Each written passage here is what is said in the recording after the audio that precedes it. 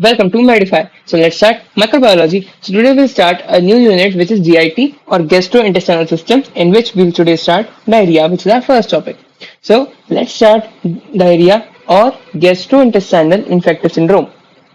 ठीक है, बात करते हैं जीआईटी इन्फेक्शन की। सबसे पहले आता है एक छोटा टॉपिक जिस रेसिडेंट माइक्रोबियल फ्लोरा।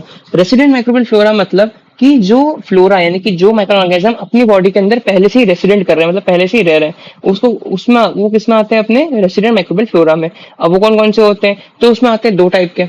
अपर जीआईटी में लाई करते हैं और जो लाई करते हैं लोअर जीआईटी में। सो अपर जीआईटी में लाई कौन सा करेंगे? अपर जीआईटी में लाई करते हैं अपने स्ट्रेप्टोकोकाई एंड लैक्टोबैसिलाई, जो कि स्टमक में होता है। वही बात करते हैं लोअर जीआईटी। लोअर जीआईटी क्या होता है?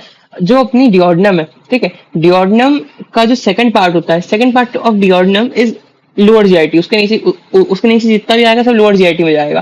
बाकी ऊपर का स्टमक हो गया, इसोफेगस, माउथ, डिओडनम का फर्स्ट पार्ट, ये सब अपना अपर जीआईटी में। समझ में आया? लोअर जीआईटी, अपर जीआईटी, ठीक है। तो अपर जीआईटी में कौन से बैक्टीरिया थे? स्ट्रेप्टोकोकाई अपने माउथ में थे और लैक्टोबैसिलाई अपने स्टमक में थे। नीचे आ जाते हैं इंटेस्टाइन में। और लोअर जीआईटी में, तो लोअर जीआईटी में प्रेजेंट होते हैं क्लेप्सिला प्रेजेंट होता है, ई कोलाई प्रेजेंट होता है। लिख देता हूँ मैं यहाँ पे, it is Klebsiella, Klebsiella, E coli, ठीक है। और सिंप्लिसिटी के लिए फैमिली ऑफ बैक्टर, फैमिली ऑफ एंटेरोबैक्टेरिसी। एंटेरोबैक्टेरिसी में जितने बैक्टीरिया हैं वो सब प्रेजेंट होते हैं एंटेरोबैक्टेरिसी फैमिली में। एंटेरोबैक्टेरिसी फैमिली में जितने भी माइक्रो ऑर्गेनिज्म होंगे वो सब प्रेजेंट होते हैं लोअर जीआईटी में।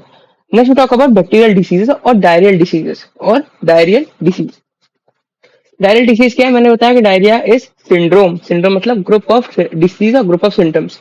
सो first we talk about diarrhoea, classical विशेष क्लासिकल, ठीक है। सो डायरिया क्या होता है? तो डायरिया के लिए कंडीशन होती है कि भैया तुम्हें स्टूल्स आने चाहिए, ठीक है, स्टूल आने चाहिए, लेकिन कितने आने चाहिए? दिस इज द कंडीशन, बता रहा हूँ, देखो। डायरिया इज द केस जिसमें 3 to 4 loose motion per day. Yes, loose motion per day मतलब एक दिन में 3 से 4 बार लूज मोशन आना चाहिए एक दिन में, तब जाकर हम बोलते हैं कि हाँ भैया डायरिया हुआ है, डायरिया हुआ है, ठीक है। और इसमें होता है दो टाइप का, विच इज एक्यूट डायरिया, ठीक है, और chronic. Acute and chronic. Acute diarrhoea मतलब less than 14 days, less than 14 days.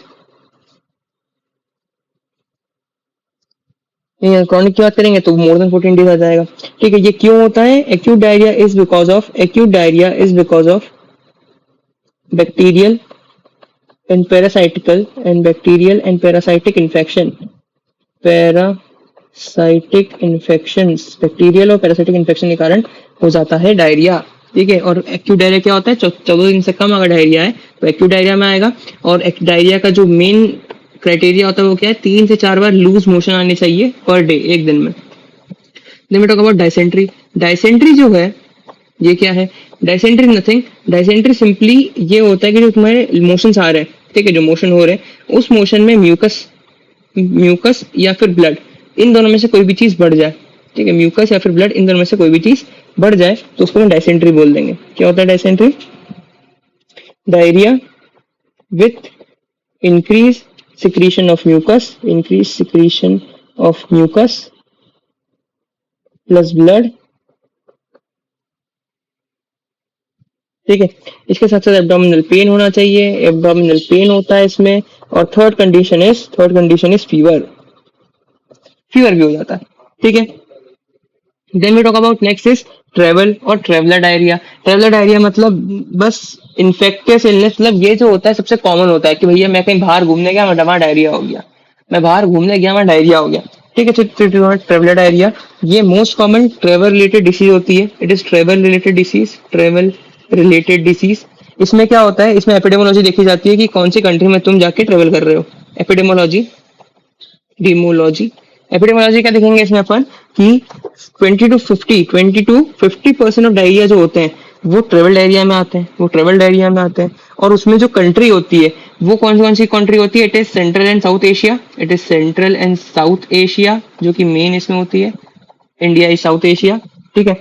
Then central and South America, central and South America, और अफ्रीका तो पूरा ही, central and South America and full Africa, तो ये कंट्रीज जो है, ये कंट्रीज जो होती है, ये डायरिया करा देती है। अगर यहाँ तुम घूमने गए, तुम्हें डायरिया हो गया तो कोई नई बात नहीं होगी, क्योंकि 20 से 50% जो ट्रेवलर्स आते हैं उन्हें डायरिया हो जाता है। ये लिखा हुआ है यहाँ पे क्या सीधा। Then we talk about the microbial agent. तो याद रखना माइक्रोबियल एजेंट कौन सा कॉज कराता है। Microbial agent is E coli. वो भी कौन सा E coli? Enterotoxic E coli. Enterotoxic enterotoxic E coli. ठीक है। Next we talk about the clinical presentation. Clinical presentation क्या होता है? क्लिनिकल प्रेजेंटेशन में सडन ऑनसेट ऑफ डायरिया, 3 से 5 दिन का डायरिया होता है, फीवर भी हो जाता है, एब्डोमिनल क्रैम्प्स आ जाते हैं। ठीक है। सिंपली क्या है तुम्हारा इसका आंसर? क्लिनिकल मैनिफेस्टेशन और क्लिनिकल प्रेजेंटेशन की आदमी क्या प्रेजेंट करेगा तुम्हारे पास आके। Clinical presentation is 3 to 5 days of watery motion. Watery motion का 3 से 5 दिन होता है। इसके साथ साथ एब्डोमिनल पेन। ठीक है, इतना बहुत। नेक्स्ट टॉक अबाउट परसिस्टेंट और क्रॉनिक डायरिया। मतलब मैंने बताया था, एक था क्रॉनिक, एक था एक्यूट। एक्यूट वाला किसमें पढ़ा था अपन ने? क्लासिकल डायरिया में। क्रॉनिक वाला क्या होता है कि 14 दिन से ज्यादा डायरिया इस क्रॉनिक डायरिया, जो कि 2 से 4 हफ्तों तक लाया करता है, लास्ट करता है 2 से 4 हफ्तों तक। ये कंसिडर करा जाता है कि भाई ये परसिस्टेंट होता है। जो परसिस्टेंट होता है, जो क्रॉनिक डायरिया होता है, वो लास्ट करता है मोर देन 4 वीक तक। याद रखना 4 वीक से ज्यादा भी लाई कर सकता है वो। किससे कॉज होता है? तो it is cause by cyclospora, entamoeba histolytica, giardia bacteria. एक होती है डिसीज विच इज गार्डिया लेमडासिस, जिसमें जो इससे होती है गार्डिया बैक्टीरिया से। ठीक है। Then next cytomegalovirus. है साइटोमेगालस फंजाई भी होती है। ठीक है। साइटोमेगालो वायरस और the microsporum fungi infection. Then we talk about the gastroenteritis. What is gastroenteritis? Gastroenteritis मतलब तुम्हारे जो गैस्ट्रिक मतलब स्टमक। ठीक है। गैस्ट्रिक मतलब स्टमक, और एंट्रीटाइटिस मतलब पूरा स्टमक, इंटेस्टाइन, ये सब मतलब उसमें इन्फ्लामेशन हो रहा है। उसमें क्या हो रहा है? इन्फ्लामेशन हो रहा है। तो भैया मतलब कोई एक चीज ऐसी होगी जो सब में कॉमन होगी। क्या है वो एक चीज? है म्यूकस मेम्ब्रेन, जो सब में कॉमन है। म्यूकस मेम्ब्रेन तो सब में कॉमन है। तो अगर कोई एक चीज में इन्फ्लामेशन है तो वो किस में होगा? इन्फ्लामेशन इन म्यूकस मेम्ब्रेन। तो उसमें इन्फ्लामेशन हो जाएगा। क्या हो जाएगा? उसमें इन्फ्लामेशन हो जाएगा। इन्फ्लामेशन होने से क्या होगा? जल्दी बताओ। कॉम्बिनेशन होगा किसका? डायरिया हो जाएगा तुमको। साथ साथ में जस्ट तुमको डायरिया होगा। इन्फ्लामेशन ये हुआ भैया, गैस्ट्रेंटाइटिस हुआ क्या है? म्यूकस मेम्ब्रेन का इन्फ्लामेशन हुआ है, उससे क्या होगा? सबसे पहले डायरिया। सेकंड नंबर पे होगा तुम्हें vomit, then last abdominal pain. ये 3 का सेट होता है इसमें, जो कि तुम्हें होता है जब गैस्ट्रेंटाइटिस होता है। तो 3 का सेट है ये, ट्रिपलेट। ठीक है। ट्रिपलेट होता है जब भी तुम्हें डायरिया होगा।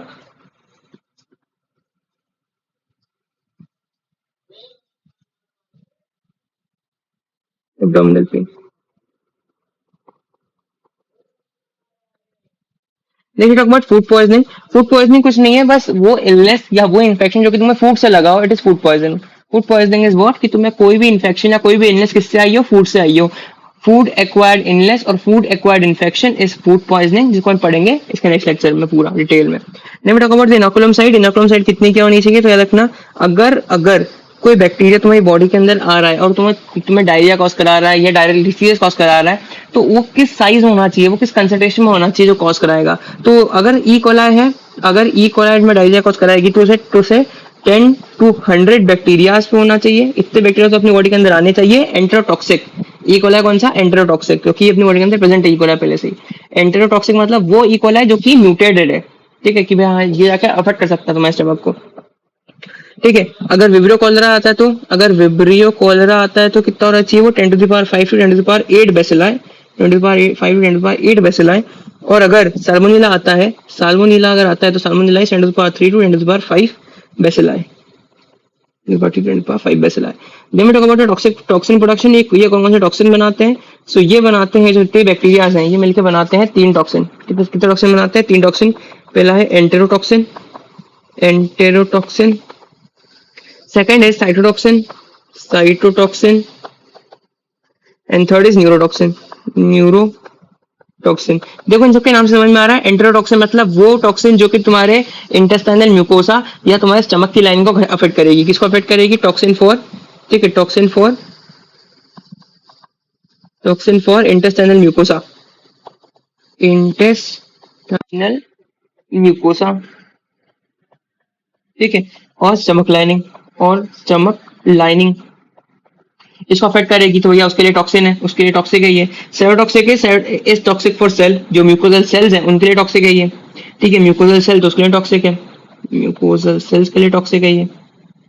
देन लास्ट न्यूरोटॉक्सिक, सो ये अफेक्ट करेगी जो कि तुम्हारे स्टमक की नर्व्स हैं, ठीक है, स्टमक की नर्व्स है या जो स्टमक का सेंट्रली एक्टिंग सेंटर जो है स्टमक पे, जो ब्रेन में सेंटर है स्टमक का, ये जो स्टमक की मोटिलिटी, जो स्टमक की मूवमेंट, जो स्टमक की एक्टिविटी को संभाल रहा है उसको अफेक्ट करेगा, ठीक है, उसको अफेक्ट करेगा।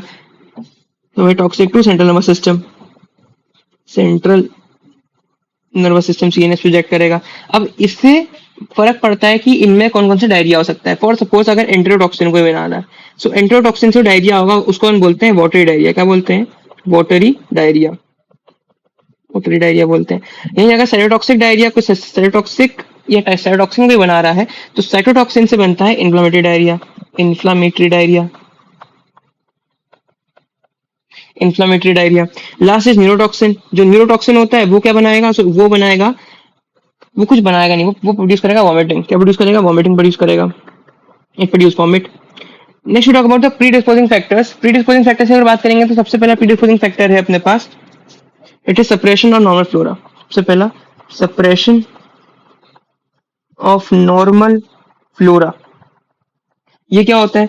ये सिंपली होता है कि जिसमें तुम्हारा जो प्रोटेक्टिव इफेक्ट है, जो प्रोटेक्टिव इफेक्ट है अपनी बॉडी के अंदर, उसका उसको सप्रेस कर देंगे तो डायरिया तुम्हें हो जाएगा, क्योंकि बाहर के जो माइक्रो ऑर्गेनिज्म है वो आके अपनी बॉडी के अंदर के जो माइक्रो ऑर्गेनिज्म होंगे उसको अफेक्ट कर देंगे ताकि वो सप्रेस हो जाए और उनका इफेक्ट ज्यादा बढ़ जाए, ठीक है। तो it is suppression of normal flora. Second point is neutralisation, neutralisation of gastric acidity.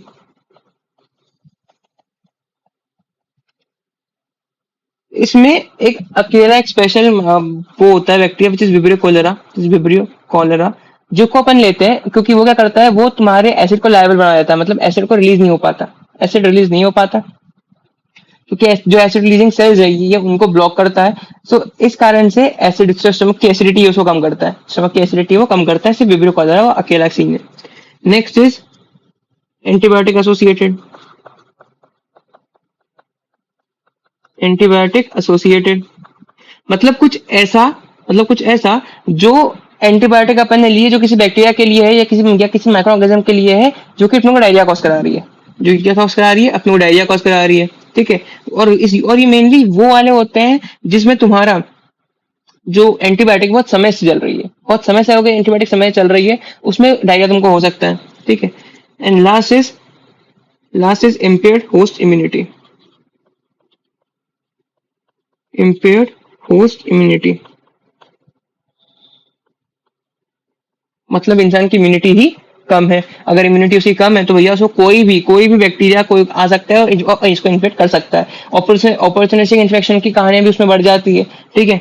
Next we talk about the laboratory diagnosis. Lab diagnosis diarrhoea में किसकी करता है? Faecal specimen. क्या लेते हैं? फीकल सैंपल लेते हैं, फीसेस सैंपल करते हैं, फीसेस टेस्ट लगाते हैं। फीकल सैंपल लेंगे, किसमें लेते हैं तो तुमको पता होना चाहिए, मैंने तुमको पूरा बताया था जब अपन स्टार्टिंग में पढ़ रहे थे जनरल माइक्रोबायोलॉजी कि कैसा डब्बा होना चाहिए। याद रखना, वाइड माउथ है, wide mouth, screw cap, third leak proof. ये ऐसा 3 डब्बा होना चाहिए छोटा सा जिसमें अपन फीसेस ले सके और उसका टेस्ट लगा सके, ठीक है।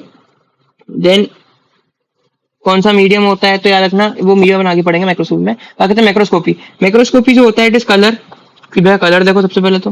Then we talk about consistency देखनी पड़ती है कि कैसी है, सॉलिड है, सेमी सॉलिड है, फ्लूइड है, लिक्विड है, ठीक है, consistency. Then presence of any abnormal substance, जैसे कि ब्लड हो सकता है, म्यूकस हो सकता है, कुछ भी हो सकता है, बस हो सकता है।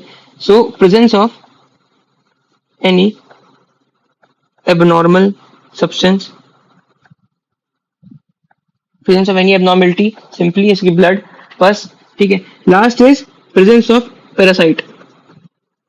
को ये पैरासाइट नहीं मिलना चाहिए, ठीक है, पैरासाइट से ज्यादा उसके एग भी नहीं मिलना चाहिए पैरासाइट के। Next talk about microscopy. Microscopy में कैसे करेंगे, याद रखना, इसमें इसमें प्रिपरेशन होती है, जब मैंने स्टार्टिंग में बताया था जनरल में, it is wide mount, it is wet mount preparation, it is wet mount preparation. अगर तुम्हें जानना है ये कौन से वाले में है, तो जनरल माइक्रोबायोलॉजी में पैरासाइटिक इन्फेक्शन पे पूरा अपन ने वेट माउंट एग्जामिनेशन पूरा डिटेल में करा हुआ कवर। ठीक है, तो वेट माउंट प्रिपरेशन। ठीक है, नेक्स्ट इज ग्राम स्टेनिंग कराएंगे, gram staining, gram staining. And third last is Cary Blair medium, medium कराएंगे, तो मीडियम में कौन सा, Cary Blair medium, medium is Cary Blair medium, Cary Blair medium. ठीक है, देन एक और which is Z N staining, Z N staining. ठीक है, अब अपन बात करते हैं which is the other infective syndrome. Other infective syndrome में क्या हो सकता है, अदर इन्फेक्टिव सिंड्रोम मतलब डायरिया तो है, ठीक है, नो डाउट डायरिया तो है, डायरिया के अलावा ऐसा क्या हो सकता है जो कि तुम्हारे स्टमक से रिलेटेड हो, ठीक है, जिसमें तुम्हें ये सारे सिम्टम मिले, कि जैसे कि increase in increasing of frequency of motion, vomit, nausea, fever. तो ये सारे सिम्टम्स किसी और डिसीज में अगर लाई कर रहे हैं तो वो भी तुम्हारे अदर इन्फेक्टिव सिंड्रोम्स में आते हैं। सबसे पहले आता है acute nausea vomiting. Acute nausea vomiting जो होता है वो वो एक मतलब एक part of main clinical manifestation होता है डायरिया का। ठीक है भैया, नोजिया वॉमिटिंग तो होगी होगी, डायरिया हो रहा है तो। ठीक है, इसके अलावा ये फूड पॉइजनिंग में भी होती है, इसको इसके साथ में लिखना था, अलग नहीं। इसके अलावा ये फूड पॉइजनिंग में भी होती है, ठीक है। और विंटर वॉमिटिंग डिसीज होती है एक, विंटर वॉमिटिंग डिसीज क्या होती है, विंटर वॉमिटिंग डिसीज इसमें होती है। बात करते हैं ईसोफेजाइटिस की। ईसोफेजाइटिस क्या होता है कि वो कुछ बैक्टीरिया होते हैं, जैसे ये कैंडिडा, कैंडिडा जो क्या करता है, ईसोफेगस में इन्फ्लेमेशन कॉज कराता है। क्या कॉज कराता है, ईसोफेगस में इन्फ्लेमेशन कॉज कराता है, Candida which causes inflammation in oesophagus, inflammation in oesophagus, in oesophagus. ठीक है, और डिफिकल्टी कॉज कराता है स्वेलिंग में डिफिकल्टी कॉज कराता है। Next is gastritis. गैस्ट्राइटिस मतलब inflammation in gastric mucosa, inflammation in gastric mucosa, inflammation in gastric mucosa ये कॉज कराता है इलनेस ऑफ अपर बॉडी, मतलब अपर एब्डोमिनल पेन जो होता है वो ये कॉज कराता है मेनली। ये क्या कॉज कराता है, upper abdominal pain, upper abdominal pain. इसके साथ में burning sensation, then fever, vomiting, nausea, vomit, fever, ये सारी चीजें कॉज कराता है। देन इसका बैक्टीरिया बात करते हैं, तो bacteria is Helicobacter pylori, Helicobacter pylori, Helicobacter pylori. ठीक है, नेक्स्ट इज इसमें गैस्ट्रोडाइटिस में एक कहानी और आती है, it is of peptic ulcer, it is of peptic ulcer. क्यों है ये होने को पेप्टिक अल्सर कॉज कराता है, because it is inflammation in और इन्फ्लेमेटरी रिएक्शन जब बढ़ जाती है तो गैस स्टमक में, that leads to peptic ulcer. ठीक है, नेक्स्ट इज अपेंडिसाइटिस। अपेंडिसाइटिस जो होते हैं वो एक एक्यूट इन्फेक्शन या एक्यूट इन्फ्लेमेशन होता है अपेंडिक्स में। ठीक है, अपेंडिक्स में जो कि कॉम्प्लिकेशन लीड कराता है कहाँ पे, इंटेस्टाइन में। इंटेस्टाइन में क्या कराएगा, इंटेस्टाइन में ऑब्स्ट्रक्शन कराता है। ठीक है, पेरिटोनियम का इन्फ्लेमेशन कॉज कराता है। ठीक है, और ये किससे होता है, तो ये होता है gram negative bacilli. Gram negative bacilli is the main cause of appendicitic microbiology में। ठीक है, अपेंडिसाइटिस ग्राम नेगेटिव बेसिलाई से होती है, और इसको एरोबिक भी लिख दे, एरोबिक बैक्टीरिया, एरोबिक बैक्टीरिया। और कराता क्या है, तो ऑब्स्ट्रक्शन कराता है इंटेस्टाइनल मैटर्स का। ठीक है, और पेरिटोनाइटिस भी कॉज कराता है। क्या कॉज कराता है, ऑब्स्ट्रक्शन, ऑब्स्ट्रक्शन इन इंटेस्टाइन, इंटेस्टाइन इसके हमें पेरिटोनाइटिस कॉज कराएगा, पेरिटोनाइटिस। ठीक है, तो अपने सारी बात कर ली है, सो थैंक यू, धन्यवाद आप यहाँ तक आए और आपने पूरा चैप्टर पढ़ा। कल से